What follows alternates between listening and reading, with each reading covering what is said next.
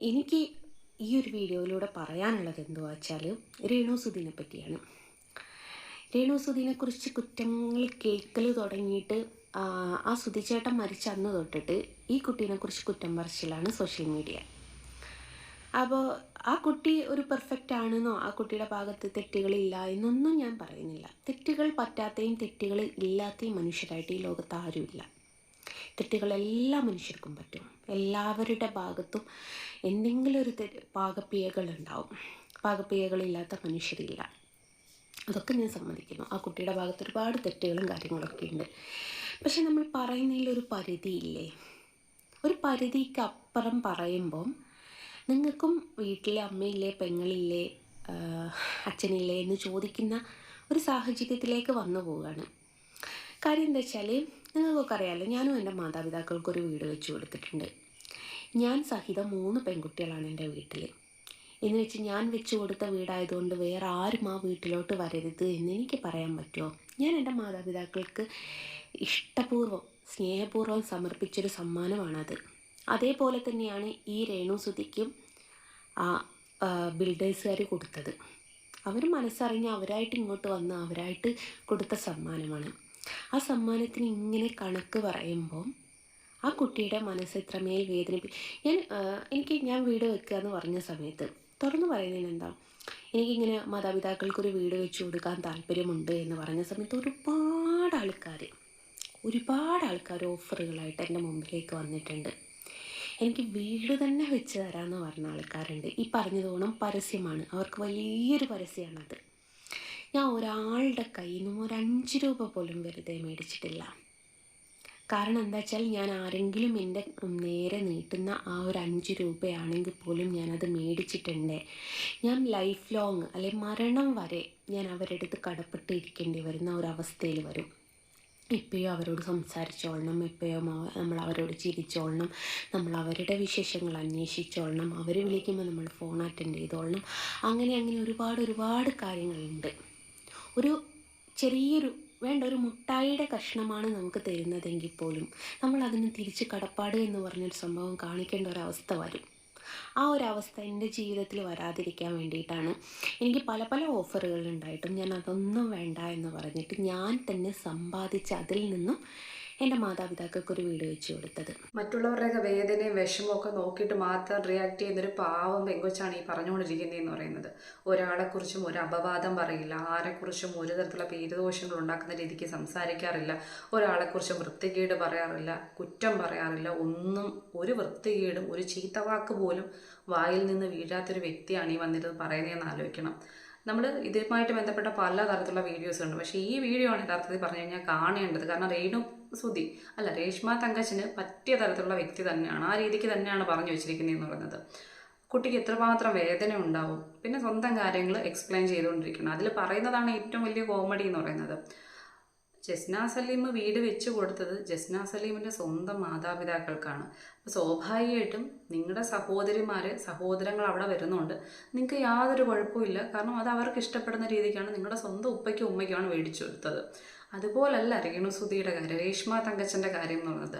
രേഷ്മ തങ്കച്ചൻ അല്ല ആ വീട് കിട്ടിയെന്ന് പറയുന്നത്. ആ വീട് കിട്ടിയത് ഈ പറഞ്ഞ കൊല്ലം സുധിയുടെ, രേഷ്മ തങ്കച്ചൻ്റെ മൂത്ത കുഞ്ഞായിട്ട് കരുതുന്ന കിച്ചുവിനും ഈ പറയുന്ന രണ്ടാമത്തെ കുട്ടി, അവരുടെ കുട്ടിയായിട്ടുള്ള ഋതപ്പനും കിട്ടിയിട്ടുള്ളൊരു വീടാണ് ആ വീട്. അതും മറ്റുള്ളവരുടെ സഹായത്താൽ കിട്ടിയൊരു വീടാണ്. ആ സഹായം പല ആൾക്കാരിൽ നിന്ന് സ്വീകരിച്ചെന്ന് അവർ തന്നെ പറഞ്ഞാണ് ഇവർക്കും അറിയുന്നൊരു കാര്യമാണ്. ഇനി ജസ്ന സലീം പറഞ്ഞ രണ്ടാമത്തെ കാര്യം, ആ പോയിന്റിനോട് ഞാൻ യോജിക്കുന്നുണ്ട്. എന്തൊക്കെ പറഞ്ഞു കഴിഞ്ഞാൽ, നമ്മൾ മറ്റൊരാളിൽ നിന്ന് മേടിക്കുന്ന എന്തെങ്കിലും ഒരു സഹായം നമുക്ക് ജീവിതത്തിൽ ചെയ്തു തന്നു കഴിഞ്ഞാൽ, വെറുതെ ആൾക്കാരെ കേൾപ്പിക്കാൻ വേണ്ടിയിട്ടാണ് നിങ്ങളിത് പറയുന്നതെന്നുണ്ടെങ്കിൽ നിങ്ങളിത് ജീവിതത്തിൽ പ്രാവർത്തികമാക്കില്ലെന്നൊന്നും അറിയില്ല. കാരണം സ്വഭാവ രീതിയും ഈ പറയുന്ന വീഡിയോസും ബാക്കി കാര്യങ്ങളും കണ്ടിട്ട് അങ്ങനൊന്നും തോന്നുന്നില്ല. എന്നിരുന്നാൽ പോലും വാക്കിന് ആ പറഞ്ഞ സംഭവത്തിൽ ചെറിയൊരു കാര്യമുണ്ട്. കാരണം നമ്മൾ ഒരാളിൽ നിന്ന് എന്തെങ്കിലും ഒരു തരത്തിലുള്ള സഹായം സ്വീകരിച്ചു കഴിഞ്ഞാൽ അതൊരു ചെറിയൊരു മുട്ടായിയുടെ ഒരു കാര്യം പോലും ആയാൽ പോലും നമുക്കതിനോടൊരു കടപ്പാടുണ്ടാകും. സ്വാഭാവികമായിട്ട് നമ്മൾ കൈ നീട്ടി മേടിച്ചു കഴിഞ്ഞാൽ, അങ്ങനൊരു സംഭവം ഉണ്ടായിക്കഴിഞ്ഞാൽ നമ്മൾ ഈ പറഞ്ഞ കണക്ക് അവരെ അവരെക്കുറിച്ച് കുറ്റം പറയാതിരിക്കുക, അറ്റ്ലീസ്റ്റ് അതെങ്കിലും ചെയ്യാതിരിക്കുക. നേരത്തെ പറഞ്ഞതുപോലെ ഈ കൈനീട്ട് നമ്മൾ എന്തെങ്കിലും വാങ്ങിച്ചു കഴിഞ്ഞാൽ അവർ വിളിക്കുന്ന സമയത്ത് നമ്മൾ ഫോൺ എടുക്കണം, അവരോട് എപ്പോഴും ചിരിച്ചുകൊണ്ടിരിക്കണം, വർത്താനം പറഞ്ഞുകൊണ്ടിരിക്കണം. അതിനോട് ഞാൻ യോജിക്കുന്നില്ല. അത് എവിടുത്തെ രീതിയാണെന്നൊന്നും എനിക്കറിയത്തില്ല. നമുക്ക് എന്തെങ്കിലുമൊക്കെ ബുദ്ധിമുട്ട് വരുന്ന സമയത്ത് പല ആൾക്കാരും പലരെയും സഹായിക്കാറുണ്ട്. എന്ന് വെച്ചിട്ട് എല്ലാവരും വിളിച്ചുകൊണ്ടിരിക്കുമ്പോൾ എല്ലാവരും ഫോൺ എടുത്തുകൊണ്ടിരിക്കണമെന്നൊക്കെ പറയുന്ന ആൾക്കാരാണെന്നുണ്ടെങ്കിൽ അവർ സൈക്കോ പാത്തിലൂടെ സഞ്ചരിക്കുന്ന ഏതെങ്കിലും സൈസുകളായിരിക്കും, അല്ലെങ്കിൽ അവരുടെ ഉദ്ദേശം മറ്റേതെങ്കിലും തരത്തിലുള്ളതായിരിക്കും. അപ്പം അതും ഇതും കൂടെ കണക്ട് ചെയ്ത് എന്തിനാണെന്ന് മാത്രം എനിക്ക് മനസ്സിലാവുന്നില്ല. ഇവിടെ ഇപ്പം ഏതെങ്കിലും ഒരു ആൾക്കാർ വീട് വെച്ച് കൊടുത്തിട്ട് ആ വീട് വെച്ച് കൊടുത്തവർ ഏത് സമയം ഈ പറയുന്ന രേഷ്മ തങ്കച്ചനെ വിളിച്ച് സംസാരിച്ചുകൊണ്ടൊന്നും ഇരിക്കില്ല. മനസ്സിലായത് കണക്ട് ചെയ്യാൻ വേണ്ടി പറഞ്ഞതാണ്. പക്ഷെ ഈ പറയുമ്പോഴത്തേക്ക് കണക്ട് ചെയ്യുന്ന സമയത്തും കുറച്ച് ലോജിക്ക് അതിനോട് ചേരുന്ന രീതിക്ക് വേണം പറയാനെന്ന് പറയുന്നത്. ഇത് വേറെ തരത്തിലുള്ള കാര്യങ്ങളാണ്. അതായത് വൃത്തികെട്ട രീതിയിലുള്ള ഉദ്ദേശത്തോടു കൂടി സഹായത്തിന് വരുന്ന ആൾക്കാരെ മനസ്സിലാക്കാനുള്ള ഒരു ചിന്താശേഷി ഉള്ള ഒരു വ്യക്തിയാണെന്നുണ്ടെങ്കിൽ സ്വാഭാവികമായിട്ടും അങ്ങനെ ഒരു കടപ്പാടിൻ്റെ ആവശ്യം വരത്തില്ല. അങ്ങനെ നമ്മളെ ഈ പറയുന്ന ജീവിതാവസാനം വരെ ഇത്തരത്തിൽ ഉപയോഗിക്കാൻ വേണ്ടിയിട്ട് തയ്യാറായി വരുന്ന ആൾക്കാരാണെന്ന് തോന്നുന്ന സമയത്താണ് അത്തരത്തിലുള്ളൊരു കടപ്പാടിൻ്റെ ബാധ്യത അവിടെ ഉണ്ടാവുന്നതെന്ന് പറയുന്നത്.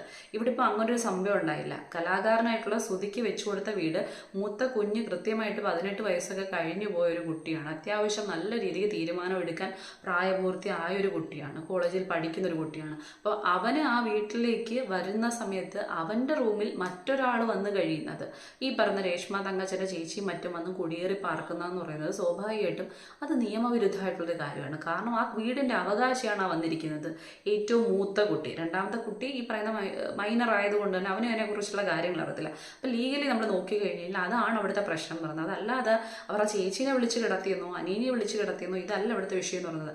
അതിൻ്റെ അവകാശി വരുന്ന സമയത്ത് ആ വീട്ടിൽ ആ അവകാശിക്ക് സ്ഥാനമില്ലാതാവുക, അവൻ്റെ ഈ പറയുന്ന മരണപ്പെട്ടു പോയ അച്ഛൻ്റെ കാര്യങ്ങളും മറ്റിടങ്ങളിൽ വലിച്ചെറിയപ്പെടുക, ഇതിനെക്കുറിച്ച് എക്സ്പോസ് ചെയ്യപ്പെടുന്ന സമയത്ത് നേരത്തെ ഞാൻ പറഞ്ഞത് ജസ്ന സലീമ പറഞ്ഞ ഈ പറയുന്ന ഏതെങ്കിലും ഒരു മിഠായി പോലും കൊടുത്തു കഴിഞ്ഞാൽ പോലും നമുക്കൊരു കടപ്പാടിൻ്റെ ആവശ്യകതയുണ്ട്, അവരെക്കുറിച്ച് കുറ്റം പറയാതിരിക്കുക എന്നുള്ളത്. അപ്പോൾ സ്വാഭാവികമായിട്ടും അവിടെ എന്താണ്, ആ വീടിന് എന്തെങ്കിലും പോരായ്മകളുണ്ടെങ്കിൽ ഇത്രയും കാലമായിട്ട് ആ പോരായ്മ ഉണ്ടെന്ന് പറയുന്നുണ്ട്.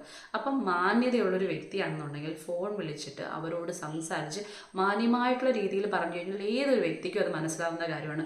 അതല്ലാതെ മണ്ടേ കയറാനൊന്നും ഒരിക്കലും വരത്തില്ല. അപ്പോൾ സ്വാഭാവികമായിട്ടും അതായിരുന്നു ചെയ്യേണ്ടത്. അതിലപ്പുറത്തേക്ക് ഒന്ന് ആലോചിച്ച് നോക്കിയേ, ഒരു ഓൺലൈൻ മീഡിയയിൽ ഒരാൾ വന്നിട്ട് വെറുതെ അങ്ങ് ചോദിക്കൂ, രേഷ്മ തങ്കച്ച നിങ്ങളുടെ വീടിൻ്റെ അവിടെ ചോരുന്നുണ്ട് ഇല്ലേ എന്ന് ചോദിക്കില്ല. പല ആൾക്കാരും ഇവിടെ പറഞ്ഞു കഴിഞ്ഞു. അത് നമുക്ക് ഏതൊരു അരിയാഹാരം കഴിക്കുന്ന വ്യക്തിക്ക് മനസ്സിലാവുന്ന കാര്യമാണ്. അത് സ്ക്രിപ്റ്റഡ് ആണെന്നുള്ള കാര്യം. അതായത് നേരത്തെ കൂട്ടി ഇങ്ങനെ നിങ്ങൾ ചോദിക്കുക. കാരണം അവിടെ എന്തൊക്കെയോ അതിൻ്റെ ബാക്കിൽ എന്തൊക്കെയോ വിഷയങ്ങൾ നടന്നിട്ടുണ്ട്. സ്വാഭാവികമായിട്ടും അതിൻ്റെ ബാക്കി പത്രമാണ് ഇതെന്ന് പറയുന്നത്. അപ്പം അങ്ങനെ ഒരു മീഡിയയിൽ നിന്ന് ഒരു വ്യക്തി അല്ലെങ്കിൽ ഓൺലൈൻ മീഡിയക്കാരൻ വന്നിട്ട് ചോദിക്കുന്നു നിങ്ങളുടെ ഹോള് ചോരുന്നുണ്ടോ, നിങ്ങളുടെ റൂം ചോരുന്നുണ്ടോ എന്ന് ചോദിക്കാൻ, നേരെ വന്ന് ചോദിക്കുക എന്ന് പറയുമ്പോൾ ഒരു തുമ്പ് ഇട്ട് കൊടുക്കാതെ ചോദിക്കുക എന്ന് പറയുമ്പോൾ അത് വിശ്വസിക്കാൻ മന്ദബുദ്ധികൾക്ക് മാത്രമേ കഴിയുള്ളൂ. അപ്പം ഓൾറെഡി ഇത്രയും സഹായം ചെയ്തു കൊടുത്ത ഒരു വ്യക്തിയെ പബ്ലിക് പ്ലാറ്റ്ഫോമിൽ നാണം കെടുത്തുന്ന അത്രയും വൃത്തികേട് ചെയ്യാന്ന് പറയുമ്പോഴത്തേക്ക് സ്വാഭാവികമായിട്ടും അതൊരു മനുഷ്യന് ചേർന്നിട്ടുള്ള പരിപാടിയില്ല, നന്ദിയുള്ള മനുഷ്യർക്ക് ചേർന്നിട്ടുള്ള പരിപാടിയില്ല. രണ്ട് രീതിക്കുള്ള മനുഷ്യരുണ്ട്, നന്ദി കെട്ടവരും ഉണ്ട്, നന്ദി ഉള്ളവരും ഉണ്ട്. നന്ദി കെട്ടവർക്ക് ഉറപ്പായിട്ടും കാലം അതിൻ്റെ കണക്ക് തിരികെ ചോദിക്കുമെന്ന് നമ്മൾ കേട്ടിട്ടുണ്ട്.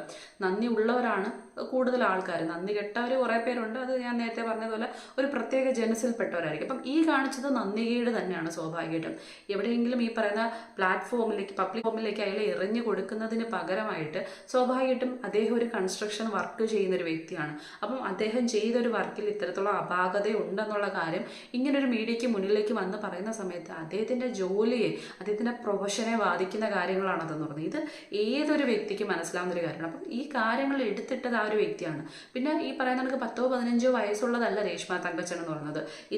ഇത്രയും വർഷം ജീവിച്ചൊരു വ്യക്തിക്ക് ഈ മഴ ചാറുന്നതും മഴ എടുത്തെറിയുന്നതും അതിലപ്പുറത്തേക്ക് പറയുന്ന മഴവെള്ളം ചോർന്നൊലിക്കുന്നതും തമ്മിലുള്ള വാക്കിൻ്റെ വ്യത്യാസം അറിയാത്തൊരു കുഞ്ഞു കുട്ടിയാണെന്നൊക്കെ പപ്പ വന്നിരുന്ന് പറഞ്ഞു കഴിഞ്ഞാൽ അത് വിശ്വസിക്കാനും മന്ദബുദ്ധികൾക്ക് മാത്രമേ കഴിയുള്ളൂ. അപ്പം പറഞ്ഞ് കൃത്യമായിട്ട് എയറിലേക്ക് ആക്കാൻ നല്ല കഴിവുള്ള വ്യക്തിയാണ്, അതിൽ മെഴുകാൻ നല്ലൊരു വ്യക്തിയാണ്. അതിലപ്പുറത്തേക്ക് ആ വീട് അല്ലെങ്കിൽ വസ്തു കൊടുത്ത വ്യക്തിയെക്കുറിച്ച് അദ്ദേഹത്തിനെ പറ്റിയും പറഞ്ഞ കാര്യങ്ങളും പുറത്ത് വന്നിട്ടുണ്ട്. ഇതെല്ലാം കേട്ടിട്ടും ഇപ്പം ജസ്ന വന്നിരുന്ന് ഈ ഡയലോഗ് ഇറക്കുന്നതിൻ്റെ കാരണം എന്ന് പറഞ്ഞാൽ വിൽപ്പനയൊന്നും അങ്ങോട്ട് ശരിക്കും നടക്കുന്നില്ല. അപ്പോൾ സ്വാഭാവികമായിട്ട് ഇപ്പം സോഷ്യൽ മീഡിയയിലെ പ്രശ്നം അല്ലെങ്കിൽ ഇപ്പം ചർച്ചാ വിഷയം ഇതാണ്. അതുകൊണ്ട് ഇതിനെക്കുറിച്ച് സംസാരിച്ച് കഴിഞ്ഞാൽ സ്വാഭാവികമായിട്ടും കുറച്ച് വ്യൂസൊക്കെ കിട്ടാനുള്ള ചാൻസ് ഉണ്ട്. നമുക്കും അങ്ങനെ തന്നെയാണ്. നീ പറഞ്ഞ നേരത്തെ പോലെ തന്നെ രേഷ്മ തങ്കച്ചനെ കുറിച്ച് പറഞ്ഞു കഴിഞ്ഞാൽ അത്യാവശ്യം ചിലവർക്കൊക്കെ ചില വ്യൂസൊക്കെ കയറി പോകാറുണ്ട്. അപ്പം അതുകൊണ്ട് ആ റൂട്ടിലേക്ക് കടന്നു വന്നതായിരിക്കും. എന്നിരുന്നാൽ പോലും പറയുമ്പോൾ സ്വാഭാവികമായിട്ടും എന്താണ് പറയുന്നത്, ഞാൻ ഇത്രയും കാലം ഇത്രയും കാലം പറഞ്ഞുകൊണ്ടിരുന്ന വൃത്തികേടായിട്ടുള്ള വീഡിയോസ് ഉണ്ടെങ്കിൽ റിമൂവ് ചെയ്തിട്ട് ഞാൻ നല്ലത് മാത്രമേ പറഞ്ഞിട്ടുള്ളൂ എന്നൊരു ബോധ്യം വെച്ചുകൊണ്ട് ചെയ്യുക. അതിലപ്പുറത്തേക്ക് ഓരോ ദിവസവും ഈ വന്നിരുന്ന ആൾക്കാരെ തെറി വിളിക്കുക, അസഭ്യം പറയുക, ഈ പറയുന്ന വൃത്തികേടുകൾ പറയുക, അപവാദം പറയുക ചെയ്തിരുന്ന ഒരു വ്യക്തി വന്നിരുന്ന് ന്യായീകരിക്കുന്ന സമയത്ത് അത് കേൾക്കുന്നവർക്ക് ഭയങ്കര കോമഡി ആയിരിക്കും.